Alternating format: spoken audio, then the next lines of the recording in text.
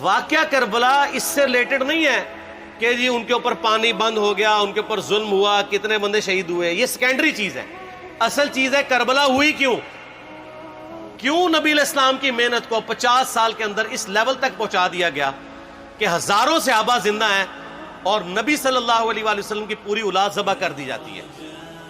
ہم تو یہ کہہ نہیں رہے کہ کیسے ذبح کیا انہوں نے، آری چلائی تھی یا تلوار چلائی تھی، یہ تو واقعہ کربلا تو سب کو پتہ ہے، ان کی شہادت بھی سب کو پتہ ہے. جامعہ ترمذی میں حدیث ہے حسن و حسین جنتی نوجوانوں کے سردار ہیں اور ان کی والدہ جو ہے وہ جنتی عورتوں کی سردار ہیں. اور المستدل حاکم میں حدیث ہے حسن و حسین جنتی نوجوانوں کے سردار ہیں اور ان کے والد ان سے بھی بہتر ہیں. تو یہ تو ڈیفینٹ حدیثیں ہیں، یہ تاریخ تو نہیں ہے، نبی علیہ السلام کے فرامین ہیں. تو ان کی موجودگی میں ان کے ساتھ یہ کچھ کیا جائے تو ہم نٹی گریٹیز میں نہیں پڑھتے، ہم اس تھیم کے اوپر کہ یہ کون سی چیز تھی جس نے خلافت راشدہ کو ملوکیت میں بدل دیا، ہم اس تھیم کے اوپر بات کرتے ہیں. ہم کہتے ہیں چھوڑ دیں، بندے ہندے چھوڑیں.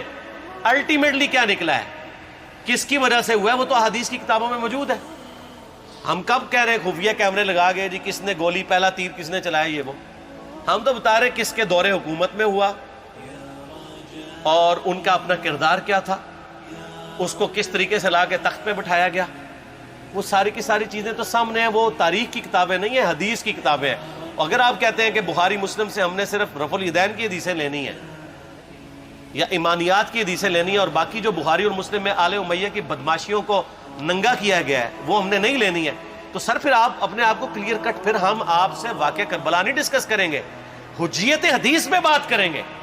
آپ کو اپنے آپ کو منکرین حدیث کہنا پڑے گا.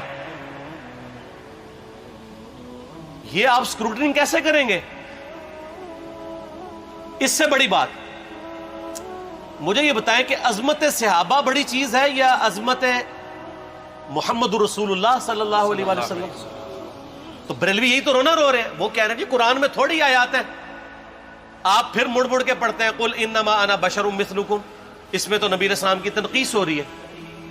تو ہم ان کو کیا کہتے ہیں کہ تنقیص مقصد نہیں، نعوذ باللہ نہ ہو رہی ہے، آپ افضل البشر ہیں لیکن آپ کی سپیشیز بشر ہے. یہ ہم اپنا عقیدہ سمجھتے ہیں، وہ اس کو تنقیص شمار کرتے ہیں. تو پھر اس وقت آپ بھی بریلویوں کی بات مان کے تو یہ آیات پڑھنا چھوڑ دیا کریں. آپ کہتے ہیں نہیں آیات ہے کیوں نہ بیان کریں، تو ہم بھی کہتے ہیں احادیث ہے کیوں نہ بیان کریں.